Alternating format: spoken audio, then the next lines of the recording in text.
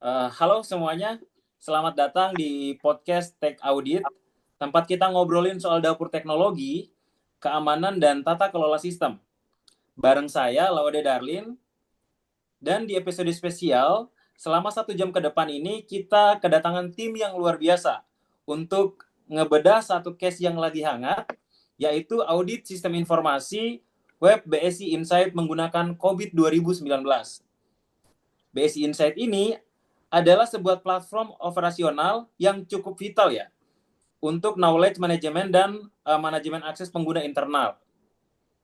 Nah, seringkali sistem itu fungsionalnya bagus, jalan lancar, tapi secara governance atau tata kelola belum tentu rapi. Makanya kita pakai pendekatan COVID 2019 yang fleksibel banget untuk memetakan hal tersebut.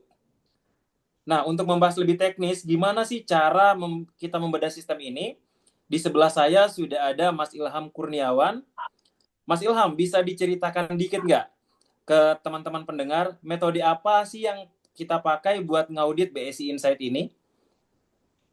Oke, baik Bang Darlin atas kesempatannya. Perkenalkan saya Ilham dan halo semua insider. Betul banget. Kalau kita bicara sistem operasional seperti BNC Insight, pendekatannya nggak cuma sekadar ngecek fitur login jalan atau enggak. Pendekatan kita di sini menggunakan COVID 2019 karena ngasih kita arahan lewat desain faktor. Saat ini kita pelajari BSI Insight ini punya profil resiko dan tuntutan kepatuhan compliance yang cukup tinggi karena mengelola aktivitas pengguna. Karenanya, audit difokuskan ke proses yang langsung nembak masalah utama, seperti APO 12 untuk kelola resiko, APO 13 buat keamanan, lalu DSS 01 dan DSS 05 untuk stabilitas operasional harian. Jadi, kita pakai kombinasi antara studi dokumen, observasi sistem, dan pemetaan dari desain toolkit. Pertanyaannya, seberapa matang sih aplikasi ini sekarang? Nah, untuk angka pastinya, rekan kita Bang Fadri yang udah ngolah data capability-nya, gimana Bang Fadri? Detail hasil perhitungannya, dipersilakan. Thank you, Mas Ilham. Halo semuanya. Yap, dari pemrosesan data kuesioner dan observasi yang udah kita kumpulkan, hasil capability rata-rata BSI Insight ini jatuh di angka 2,6 atau secara level kita sebut level 2, manage. Artinya apa sih level 2 itu? Artinya proses dasarnya udah jalan, udah dikelola dan aman dipakai operasional harian. Terbukti loh di domain DSS atau layanan operasional, nilainya udah menyentuh level 3 established. Artinya admin dan orang lapangan udah tahu job desk mereka dan keamanan dasarnya jalan. Nah, tinggal masalahnya pas kita cek urusan dokumen formal, perencanaan risiko dan standarisasi domain APO dan MIA. Nah, posisinya itu masih nyangkut di level 2. Nah, sistem ini belum sepenuhnya siap kalau misal tiba-tiba di audit eksternal secara mendadak. Nah, karena bukti dokumennya belum sentral nih. Nah, ngomongin dokumen yang belum siap, kali dia pasti punya catatan temuan menarik nih soal kesenjangan atau gapnya. Silakan kali dia. Wah, makasih Mas Ajri. Benar sekali. Waktu kita buka HUD-nya, ada beberapa gap atau kesenjangan yang paling mencolok.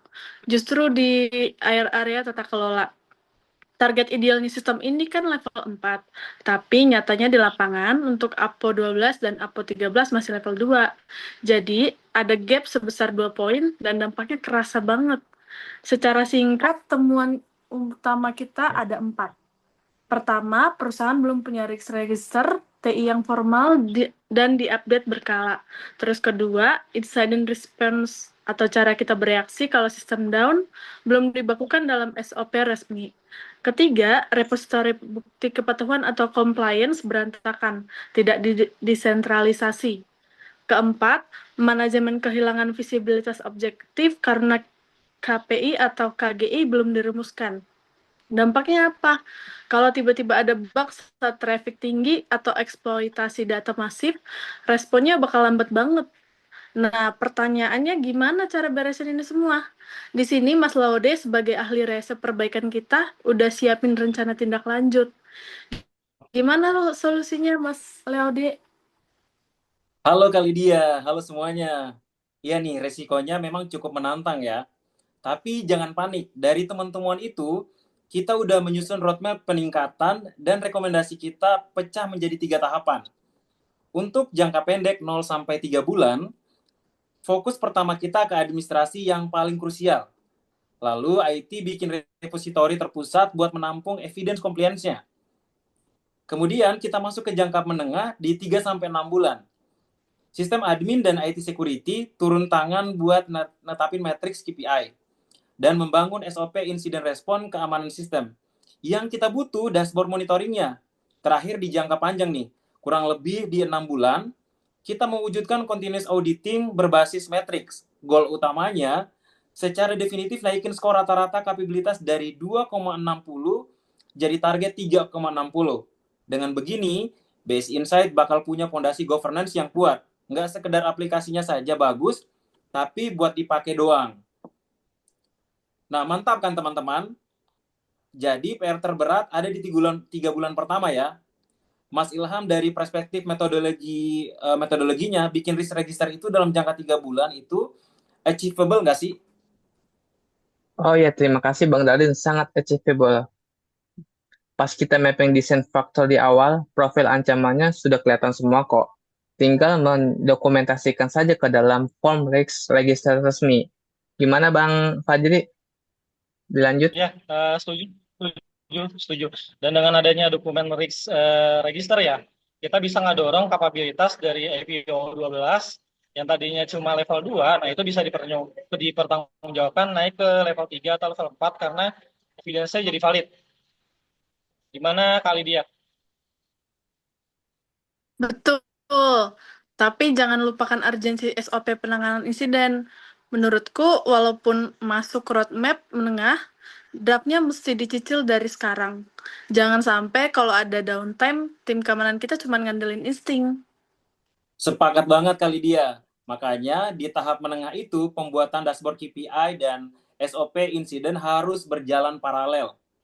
Jadi pas insiden terjadi langsung terukur nih di dashboard dan tertangani lewat flow SOP yang jelas. Oke nih, benang merahnya menyambut banget. Nyambung banget kan? Dari metodologi Mas Ilham kelihatan level aslinya sama Kak Ajri. Tentu ketahuan gapnya sama kali dia dan langsung dibungkus sama roadmap yang keren yang sudah kita bungkus bareng-bareng. Nah, nggak kerasa nih teman-teman, udah hampir kurang lebih 1 jam kita diskusi bedah kasus BSI Insight. Mari kita bungkus podcast ini dengan satu kesimpulan penting, di mana secara operasional BSI Insight itu sudah andal dan siap pakai. Dibuktikan dengan domain layanan yang berada di level 3, estabilis, namun sistem ini belum uji secara IT governance karena lemah di dokumentasi resiko, SOP insiden, dan sentralisasi audit kepatuhan. Harapan saya dan teman-teman semua, lewat implementasi rekomendasi roadmap yang sistematis, BSI Insight tidak hanya andal tetapi juga tahan banting dan memenuhi ekspektasi maupun ekspektasi audit manapun ya. Saya mengucapkan terima kasih banyak kepada Mas Ilham, lalu ada Mas Fajri dan Mbak Lydia serta Mas Ervan yang tidak sempat hadir atas semua ilmu dan sharing-sharingnya mulai dari penyusunan makalah hingga akhirnya pembuatan video ini. Semoga teman-teman listener insight ini merupakan penerapan COVID 2019 bermanfaat. Saya Laude Darlin, pamit undur diri, stay secure and keep improving. Sampai jumpa di episode berikutnya. Assalamualaikum warahmatullahi wabarakatuh. Terima kasih semua teman-teman. Waalaikumsalam, terima kasih. Terima kasih semuanya. Terima kasih semuanya.